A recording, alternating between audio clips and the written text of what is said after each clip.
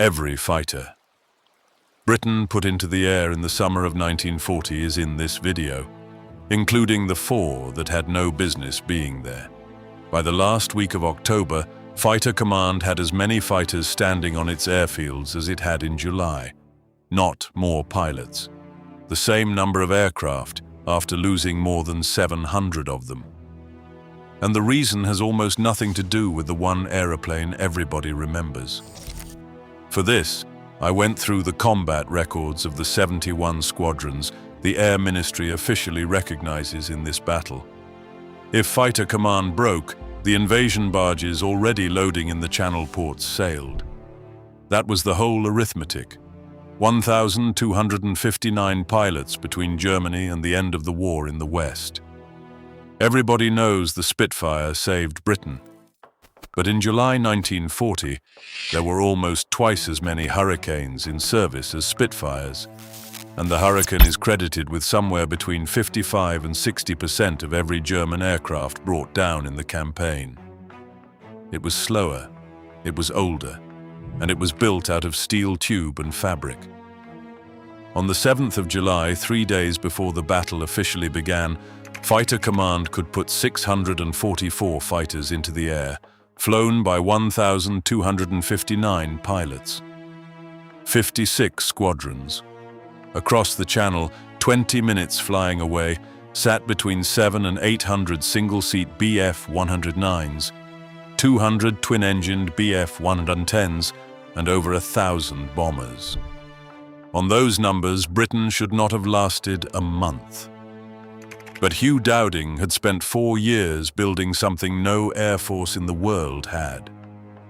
It wasn't an aircraft. It was a network. Here's how it worked.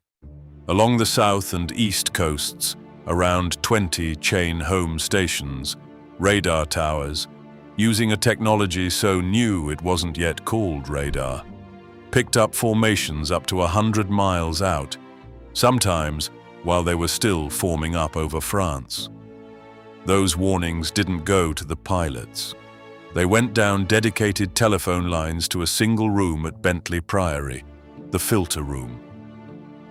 And this is the part almost nobody tells you. Every station measured with a slightly different error, so one formation arrived on the map as 5 separate blips. The filter room's job was to work out which blips were the same aircraft, merge them into one numbered block, and pass it down to group. Without that filtering, radar would have been noise. There was also a brutal limitation. Chain home looked out to sea. It could not see over land. The moment a raid crossed the coast, the most advanced nation on Earth in air detection went back to relying on men with binoculars, the Royal Observer Corps, calling in positions by telephone. So everything depended on intercepting early. And for that, Dowding needed aircraft. He had them. British factories were turning out close to 500 airframes a month, more than Germany was producing. The problem was which aircraft. Because of that July force, 151, 1 in 6, were neither Spitfires nor Hurricanes. They were 2 types never designed to fight other fighters. One of them didn't have a single gun pointing forward. The Boulton Paul Defiant carried 4 machine guns in a rotating turret behind the pilot. Not one of them fired forward. Today, that sounds absurd. In 1936, it wasn't. The logic was simple. If German bombers were going to arrive unescorted, and every pre-war calculation said Germany was too far away to escort them, then a fighter that flew alongside the formation and raked it from the side would kill more than one that had to get behind each aircraft in turn. The pilot flew, the gunner killed. Division of labor. And at first it worked. Over Dunkirk at the end of May, 264 Squadron claimed 64 German aircraft destroyed in 174 sorties. Modern research cuts that figure hard. The real total is estimated at 12 to 15, but the reason for the early success is documented and it's almost comic. German pilots mistook the Defiant for a Hurricane, slid in behind it, and discovered the turret far too late. A trick only works once. On the morning of the 19th of July, 9 Defiants of 141 Squadron took off from Hawking on the Kent coast to patrol south of Folkestone. It was the squadron's first operational sortie of the war. The Bf 109s of JG-51 watched them climb, positioned themselves against the sun, and came down from above and in front, the one angle the turret could not cover. 6 of the 9 went down in minutes. 10 crew killed. The 3 survivors only got home because the Hurricanes of 111 Squadron arrived in time. And here's the detail that turns a bad aircraft into an avoidable disaster. 264 Squadron had developed a countermeasure, a descending defensive circle that denied attacks from below and gave fire through 360 degrees, and 141 Squadron didn't use it. On top of that, the Defiants carried different radio equipment from the rest of Fighter Command. When the Hurricanes arrived, they couldn't even talk to them. So the question still open 80 years later isn't whether the Defiant was a bad design. It's whether the failure was the aircraft or the decision to send it to 11 Group, the one sector where every bomber arrived with fighter escort overhead. 141 Squadron was pulled back to Scotland the next day. 264 returned south on the 22nd of August, and between then and the 28th, brought down 15 confirmed bombers for the loss of 11 Defiants and 14 aircrew. Fighter Command withdrew the type from daylight combat. But it didn't throw it away. At night, with no enemy fighters, and against bombers flying straight and level, the turret made sense again. The Defiant became one of the most effective night fighters of the following winter. It wasn't a bad aeroplane. It was an aeroplane in the wrong war. The summer's other anachronism had 2 wings. The Gloucester Gladiator was the RAF's last biplane fighter, and in July 1940, exactly 1 Fighter Command squadron still flew it, 247 at Rowborough, covering the naval dockyards at Devonport, Plymouth. 160 miles an hour slower than a Bf 109. It did have an enclosed cockpit, though, the first British fighter that did. 247 flew standing patrols throughout the battle. Its moment came on the 25th of September, when 24 Dorniers, escorted by 12 Bf 110 aircraft, crossed towards Plymouth. 4 Gladiators scrambled to intercept. They never got close. That squadron shot down nothing in the entire battle. And it still did its job. While their 247 covered Devonport, the Spitfires and Hurricanes that would otherwise have been there were in Kent. It traded its biplanes for Hurricanes on Christmas Eve 1940. By day, the Dowding system worked. At night, it collapsed. Ground radar could tell you there was a bomber 6 miles out at 13,000 feet. What it could not do was put your eyes on him in the last 400 yards, which is where a kill is decided. In the dark, a fighter pilot could pass within 200 yards of a Heinkel and never see it. The answer was to put radar inside the aircraft. And the only British fighter with room for it was a bomber. The Bristol Blenheim Mark 1F was a light bomber with a pack of 4 machine guns bolted under the fuselage. Around 200 were converted. As a day fighter, it was useless. It couldn't catch a Bf 109 on its best day. But it was big, and in 1940, airborne radar was the size of a wardrobe. In April, the Fighter Interception Unit formed at Tangmere, with 5 Blenheims carrying AI Mark III, the world's first operational airborne interception radar. It was slow, unreliable and blind closer than 200 yards, or further than 3 miles. On the night of the 22nd of July 1940, it worked. Flying Officer Glyn Jumbo Ashfield's Blenheim was patrolling the Sussex coast at 10,000 feet, with Pilot Officer Morris observing and Sergeant Leyland working the radar. The chain home station at Poling vectored them onto an incoming raid. Leyland called a contact at 8,000 feet. Morris got eyes on it, a Dornier Do 17Z to port and below. Ashfield closed to 400 feet and fired. He closed so tight that the Dornier's oil coated his windscreen. He lost control, the Blenheim flipped onto its back, and he recovered it 700 feet above the water. That was the first radar-guided air-to-air kill in history. It happened in the middle of the Battle of Britain, and almost nobody talks about it. But the Blenheim was still too slow for its prey. So Dowding ordered that future night fighters be built on a different airframe. The Bristol Beaufighter.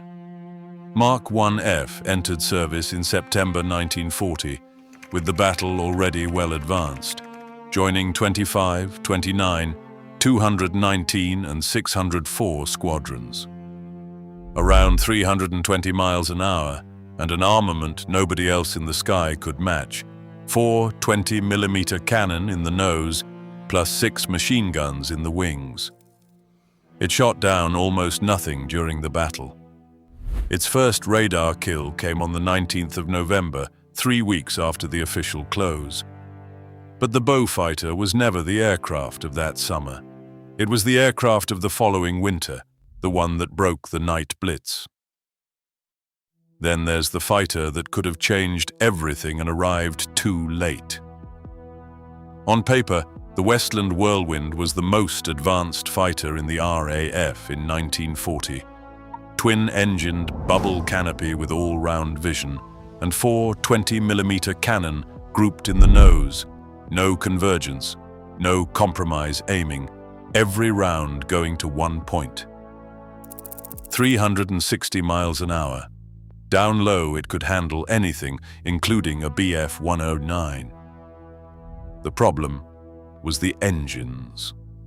The Rolls-Royce Peregrines put out around 880 horsepower, weighed nearly as much as a Merlin, and delivered considerably less.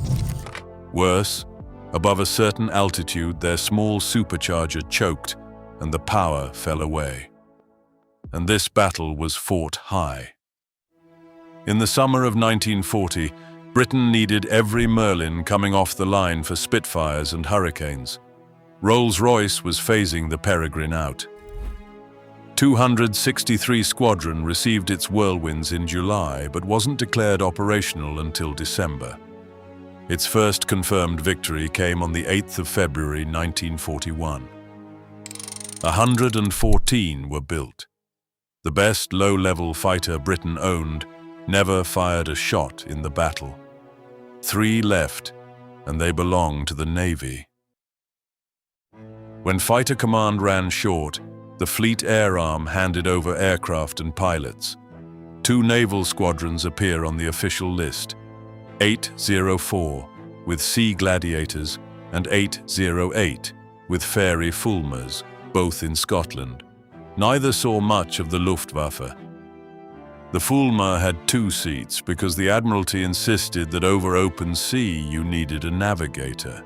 It was slow and it climbed badly, but it had range and 8 machine guns, and over the Mediterranean it would go on to become the most successful British naval fighter of the war. The Blackburn Skua was a dive bomber that moonlighted as a fighter, and the Blackburn Rock was a Skua with a 4-gun turret on its back. Yes, the Navy made exactly the same mistake as the Defiant, on an even slower aeroplane. That was everything Britain had and couldn't use. Across the Channel, the problem ran the other way. The German problem comes down to one figure. The Bf 109 had a combat radius of about 400 miles. London sat right on the edge of it, which is why the Messerschmitt Bf 110 existed. The concept was called Zerstörer, destroyer, and it was Goering's pride. A twin-engined heavy fighter with nearly 700 miles of range, two 20mm cannon and 4 machine guns concentrated in the nose, plus a rear gunner. On paper, the perfect escort. It reached where the 109 couldn't and hit harder than anything else in the air. In Poland and France it had worked, but a 7-ton aircraft does not turn with a 2.5-ton one. On the 15th of August, the most intense day of the battle, close to 30 Bf 110s were shot down. Of those that crossed the North Sea from Norway to strike northeast England, a third never came back. In August alone, more than 120 were lost. Historian John Wheel cites a figure he himself calls barely credible. Of 237 serviceable Bf 110s at the start of the battle, no more than 14 remained at the end. And then the thing happened that no Air Force wants to admit. The aircraft designed to escort bombers began to need an escort of its own. Bf 110s were on occasion given Bf 109 protection, the escort being escorted, which consumed precisely the fighters the whole concept was meant to save. So the Zerstörer left British daylight.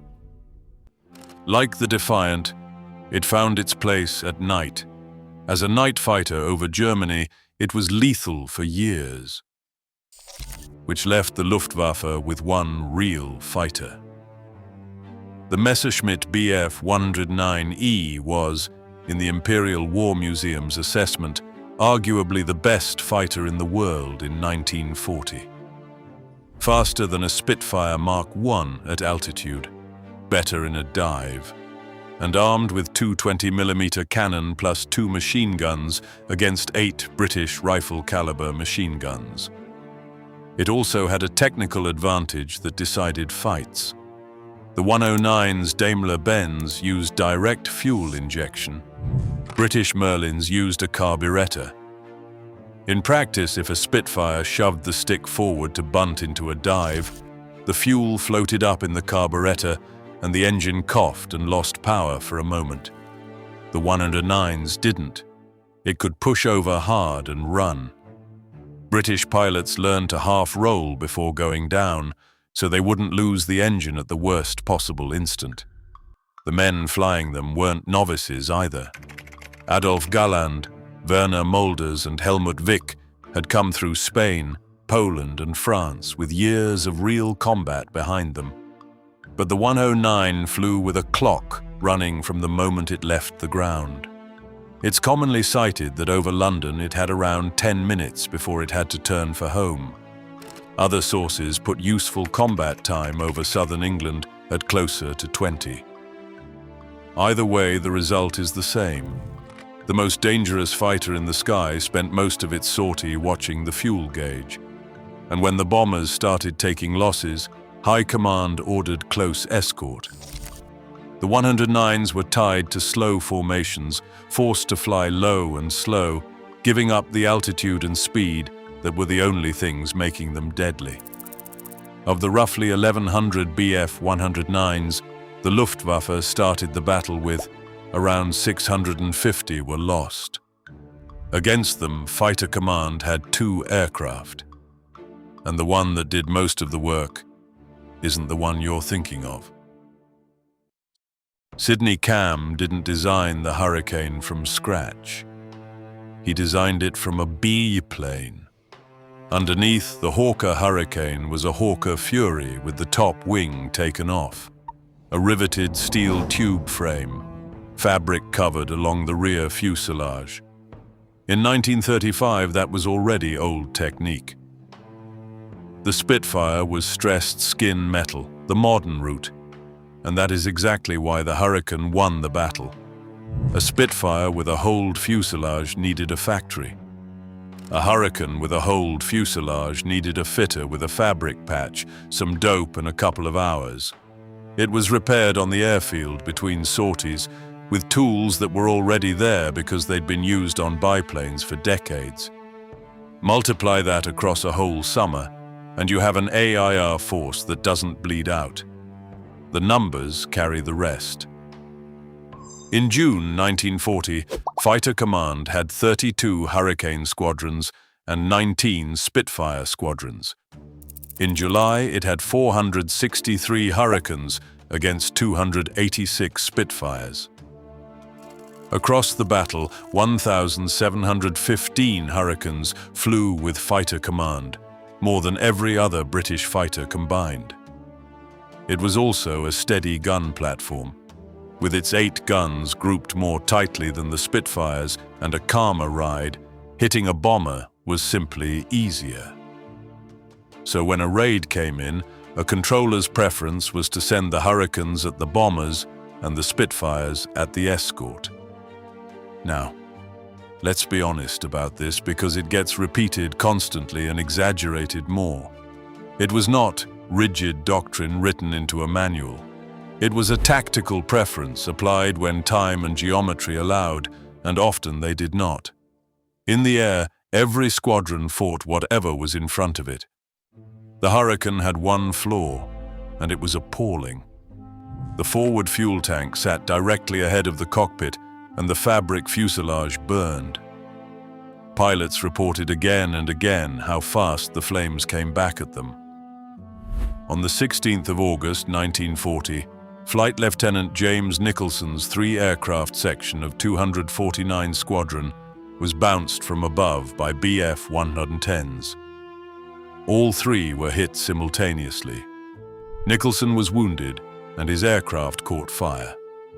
He was climbing out of the cockpit when he saw one of the Bf 110s overshoot in front of him. He got back in. He sat in a burning aeroplane, took aim, and fired until the German went down. He survived with severe burns. It is the only Victoria Cross awarded to a Fighter Command pilot in the entire Battle of Britain. And now the figure everybody quotes wrong. The Hurricane is credited with the largest share of kills in the campaign, but the exact number depends on who you ask. One common estimate gives it around 55% of enemy aircraft destroyed by British fighters. Another puts it at roughly 60% of all Luftwaffe losses in the campaign. And there's a third version, 4/5, which comes from Hawker's industrial successor and is best treated as what it is, a manufacturer's figure about its own product. 55 to 60% is the defensible range. And at either end of it, the aeroplane, nobody put on a stamp shot down more German aircraft than everything else put together, which leaves an awkward question about the other one. R.J. Mitchell died on the 11th of June 1937, age 42, of cancer. He never saw what he had designed fly in combat. You know his aircraft by the wing. Elliptical, razor thin, the leading edge sweeping back in a line that looked like nothing else. And it wasn't styling. That shape let him fit 8 machine guns and the undercarriage inside a wing thin enough to go genuinely fast. But an elliptical wing means every rib is different from the one before it. Every single one.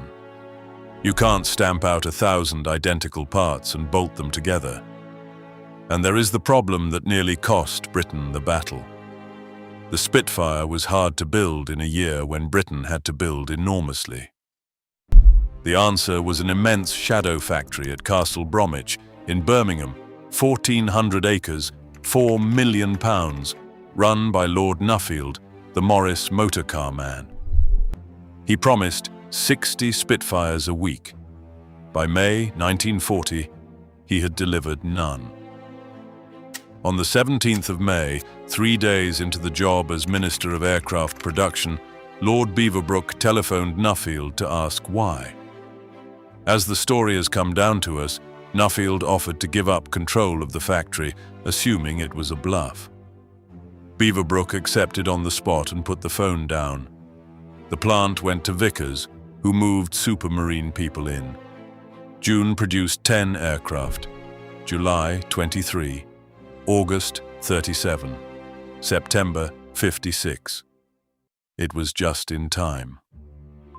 On the 26th of September 1940, the Luftwaffe destroyed the Woolston and Itchen works at Southampton, where the original Spitfire was built. 92 people were killed, many of them skilled workers. Had Castle Bromwich not come good that summer, Spitfire production would have stopped dead in the middle of the battle.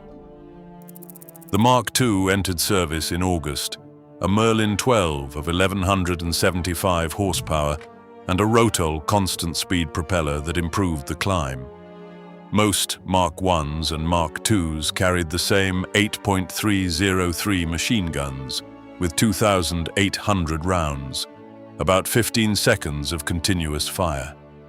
15 seconds for the whole sortie. And now, the figure from the beginning. Fighter Command lost more than 1,000 aircraft across those 4 months. And still, British production was running near 500 airframes a month.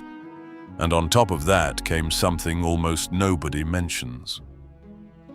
The Civilian Repair Organization, a network of civilian workshops, car plants, joinery shops, garages, putting roughly 250 damaged aircraft back into service every week.